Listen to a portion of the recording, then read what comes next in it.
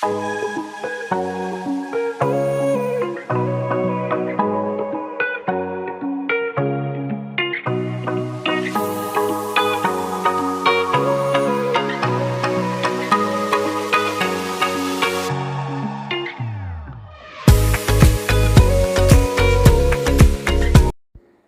Friends, അസ്സലാമു അലൈക്കും, നമസ്കാരം. അപ്പോൾ ഇന്ന് രാവിലത്തെ കുറച്ച് കാര്യങ്ങളൊക്കെ ഒന്ന് കാണിക്കാം. രാവിലെ കാപ്പി തയ്യാറാക്കാൻ വേണ്ടി ഞാൻ കുറച്ച് ഉള്ളി, ഇഞ്ചി, പച്ചമുളക് ഇതൊക്കെ എടുത്തു വെച്ചിട്ടുണ്ട്. ഒരു വലിയ പച്ചമുളകൊക്കെ എടുത്തിട്ടുണ്ട്. ഒരു ടേസ്റ്റി ആയിട്ടുള്ളൊരു മുട്ടക്കറി തയ്യാറാക്കാനാണത്. പിന്നെ കുറച്ച് ദോശമാവ് ഫ്രിഡ്ജിൽ നിന്ന് എടുത്ത് വെച്ചിട്ടുണ്ട്. അപ്പോൾ ഇതൊക്കെയാണ് ഇന്ന് രാവിലെ ചായ കുടി കഴിഞ്ഞതിന് ശേഷമുള്ള പരിപാടി. അപ്പോൾ പിന്നെ ഏതാണ്ട് അരി ഞാൻ റൈസ് കുക്കറിൽ നിന്ന് ഒന്ന് എടുത്തിട്ടിട്ടുണ്ട്, അടുപ്പിലോട്ടിട്ട്. ഇനി നല്ലതുപോലെ ഇതൊന്ന് തിളച്ചതിന് ശേഷം മാത്രമേ ഞാനിത് അരി ഒന്ന് വാർത്ത് വെക്കുകയുള്ളൂ. അപ്പോൾ ആദ്യം നമുക്ക് മുട്ടക്കറി വെക്കാൻ വേണ്ടിയുള്ള ഉള്ളിയും ഇഞ്ചി, പച്ചമുളക്, വളരെ സിമ്പിളായിട്ട് നമുക്ക് ഇറച്ചിക്കറിയുടെ ടേസ്റ്റിൽ ഈ ഒരു മുട്ടക്കറി തയ്യാറാക്കി കഴിക്കാം. അപ്പോൾ നല്ല ടേസ്റ്റാണ്. പിന്നെ ടേസ്റ്റ് മാത്രമല്ല, വളരെ സിമ്പിളുമാണ്. നമുക്ക് കുറച്ച് സമയം കൊണ്ട് ഇത് തയ്യാറാക്കിയെടുക്കാം. അപ്പോൾ ഇത് സവാള മാത്രമായിട്ടും തയ്യാറാക്കാം, ചെറിയ ഉള്ളി മാത്രമായിട്ടും തയ്യാറാക്കാം, രണ്ടും കൂടെ മിക്സ് ചെയ്തും തയ്യാറാക്കാം. ഇപ്പോൾ ഞാൻ ചെറിയ ഉള്ളി കുറച്ചെടുത്ത് 2 സവാളയും കൂടെ അതിന് പകരം കുറച്ച് ചേർക്കുന്നുണ്ട്. അപ്പോൾ പിന്നെ ഒരു ചെറിയ പീസ് ഇഞ്ചി, അപ്പോൾ അതും ഒരു പച്ചമുളക്, എരിവിന് നമ്മൾ മുളക് പൊടിയൊക്കെ ചേർക്കുന്നുണ്ട്, ഒരു പച്ചമുളക്. ഇത് ഇത്രയുമാണ് വേണ്ടത്. വെളുത്തുള്ളി നമ്മുടെ ഈ മുട്ടക്കറിക്ക് ചേർക്കില്ല.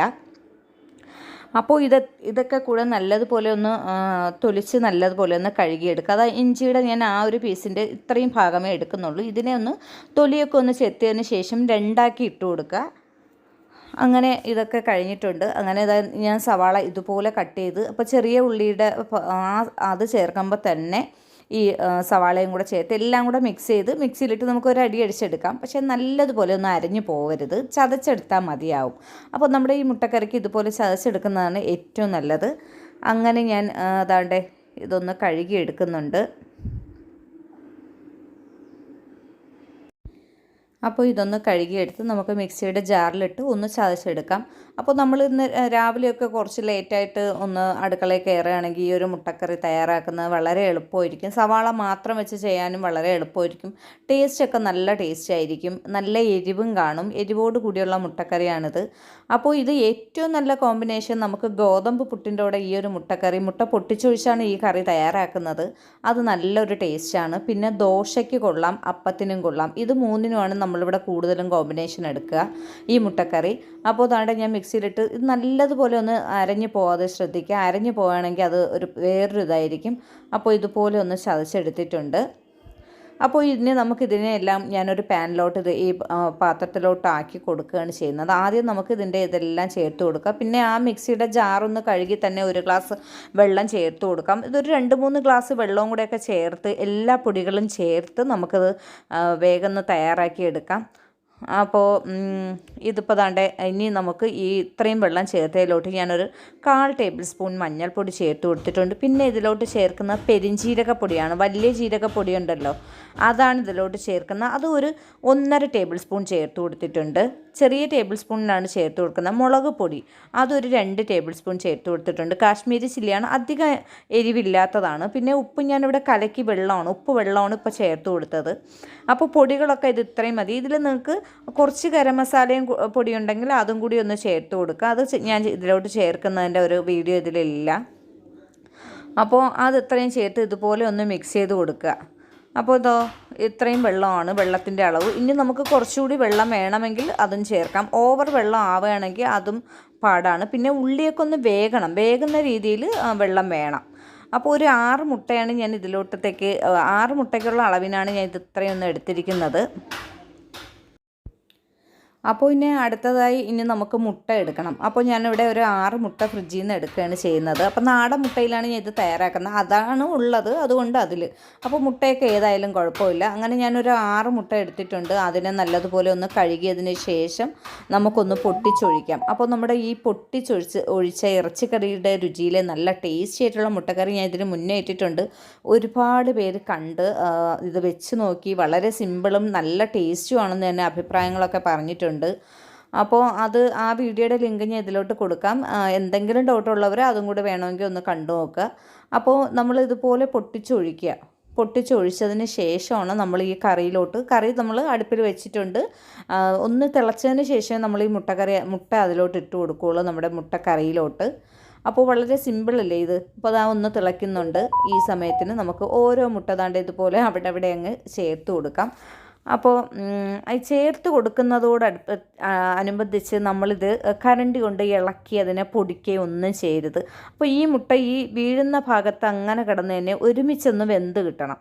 അപ്പോൾ അത് നല്ല ഒരു ഇതായിരിക്കും. അല്ലെങ്കിൽ നമ്മൾ കരണ്ടി കൊണ്ടൊക്കെ ഒന്ന് ഇളക്കി കൊടുക്കുമ്പോൾ എന്താ ചെയ്യുക, അതൊക്കെ ഒന്ന് പൊടിഞ്ഞ് അങ്ങോട്ടും ഇങ്ങോട്ടൊക്കെ നീങ്ങി ഒന്ന് കലങ്ങി കിടക്കും. അപ്പോൾ നമുക്ക് നല്ല കട്ടിയായിട്ട് കിട്ടില്ല.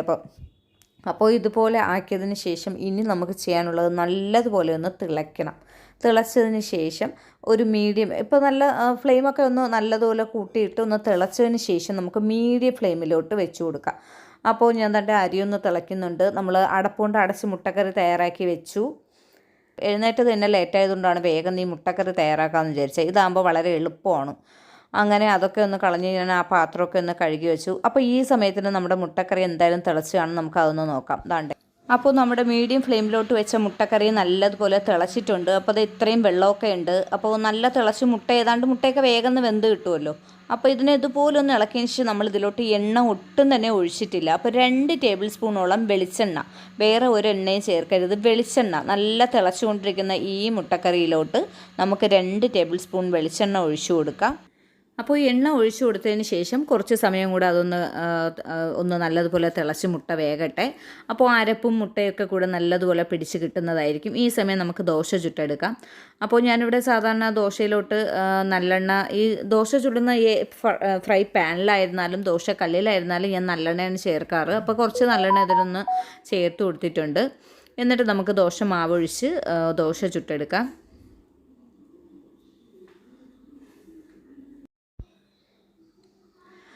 അങ്ങനെ നമ്മുടെ ദോശ ഒരു സൈഡ് മൊരിഞ്ഞ് കിട്ടിയിട്ടുണ്ട്. അപ്പോൾ നമുക്ക് ഇനി മുട്ടക്കറിയും എന്തായെന്ന് നോക്കാം, ദോശ ഒന്ന് മറിച്ചിട്ടിട്ട്.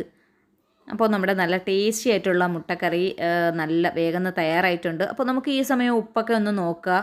അപ്പോൾ ഉപ്പൊക്കെ ആവശ്യമാണെങ്കിൽ ഒഴിച്ചു കൊടുക്കാം. അപ്പോൾ നമുക്കിത് വളരെ സിമ്പിളുമാണ്, നല്ല ടേസ്റ്റാണ്. ആ മുട്ടയൊക്കെ കണ്ടില്ലേ, നല്ല ഇതായിട്ട് വെന്ത് കിടപ്പുണ്ട്. അപ്പോൾ ചൂട് കാരണം മോളാണ് പിടിച്ചത്, അതുടനെ അങ്ങ് ഇട്ട് കളഞ്ഞ്. അപ്പോൾ ഇതുപോലെ തന്നെയാണ്. ഇതിനി നമുക്ക് കുറച്ചുകൂടെ ഒന്ന് വറ്റിച്ച് വേണമെങ്കിലും എടുക്കാം, ഇതുപോലെ വേണമെങ്കിലും എടുക്കാം. അപ്പോൾ പുട്ടിനോടൊക്കെ ആണെങ്കിൽ ഇതുപോലെ തന്നെ എടുക്കുന്നതാണ് നല്ലത്. അപ്പോൾ ദോശയ്ക്കാണെങ്കിൽ കുറച്ചുകൂടെ ഒന്ന് വറ്റിച്ചെടുക്കാം. എന്നാലും ടേസ്റ്റ് നല്ല ഒരു ടേസ്റ്റാണ്. അപ്പോൾ ദോശ ഏതാണ്ട് തയ്യാറായിട്ടുണ്ട്. അങ്ങനെ അപ്പോൾ നമ്മൾ എണ്ണ മുട്ടക്കറിക്ക് ഒഴിച്ചു കൊടുത്തതിന് ശേഷം ഫ്ലെയിം അധികം കുറയ്ക്കേണ്ട ആവശ്യമില്ല, നല്ല കൂട്ടി തന്നെ വയ്ക്കുക. അതിലെന്തെങ്കിലും വെള്ളമൊക്കെ ഉണ്ടെങ്കിൽ അതൊന്ന് വറ്റി കിട്ടുകയും ചെയ്യും. പിന്നെ മുട്ട ആയതുകൊണ്ട് വേഗം വെന്ത് കിട്ടും, അതിന് കൂടുതൽ സമയമൊന്നും വേണ്ട. പിന്നെ നമ്മൾ ആദ്യം ഫ്ലെയിം കുറച്ച് വെച്ചിരിക്കുന്നതെന്ന് പറഞ്ഞാൽ അതിൽ നമ്മൾ ചേർത്ത ഉള്ളിയൊക്കെ ഒന്ന് നല്ലതുപോലെ വെന്ത് കിട്ടാൻ വേണ്ടിയാണ് നമ്മളതങ്ങനെ ഫ്ലെയിമൊക്കെ ഒന്ന് കുറച്ച് വെച്ചാൽ. ഇപ്പോൾ ഏതാണ്ടൊന്ന് തയ്യാറായിട്ടുണ്ട്, ഒന്ന് കുറച്ചുകൂടെ ഒന്ന് കുറുകി കാണും. അപ്പം ഞാൻ ഇതൊന്ന് മിക്സ് ചെയ്ത് കാണിക്കാം. ഇപ്പോൾ കുറച്ചുകൂടെ ഒന്ന് കുറുകിയിട്ടുണ്ട്. നല്ല മണമാണ് ഈ മുട്ടക്കറിക്ക്, നല്ല ടേസ്റ്റുമാണ്. ഇതാ കണ്ടല്ലോ. അപ്പോൾ നമുക്ക് രാവിലെ തന്നെ ഇറച്ചിക്കറിയുടെ ടേസ്റ്റില്ല, നമുക്ക് മുട്ടക്കറിയും കഴിക്കാം. വളരെ സിമ്പിളുമാണ്. അപ്പോൾ എല്ലാവരും ഇതൊക്കെ ഒന്ന് തയ്യാറാക്കി നോക്കുക. അപ്പോൾ ഞാൻ ഇത് മുന്നേ തയ്യാറാക്കിയതിൻ്റെ വീഡിയോയുടെ ലിങ്ക് ഞാൻ താഴെ ഒന്ന് കൊടുത്തിരിക്കാം, ഒന്ന് കണ്ടു നോക്കുക.